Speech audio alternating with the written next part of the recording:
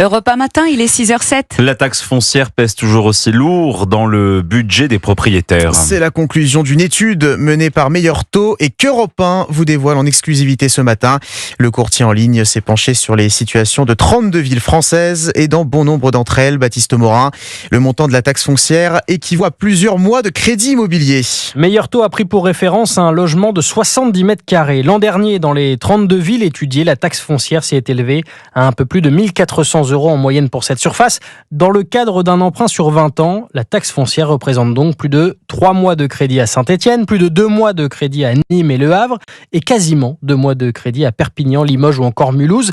L'explosion de la taxe foncière ces dernières années en fait désormais un élément important dans un projet immobilier, notamment pour des primo-accédants, explique Aga Boyarska-Serres, directrice crédit chez Meilleur Taux. Cette taxe pèse plus en plus lourd dans les budgets propriétaires et c'est une charge nouvelle pour les primo-accédants. Il est important lors de la recherche du bien de vérifier et comparer la taxe foncière. La taxe peut varier considérablement d'un bien à l'autre, même au sein de même ville. Une pause dans la revalorisation de la taxe foncière serait donc la bienvenue, mais mauvaise nouvelle, elle devrait encore être à la hausse en 2025.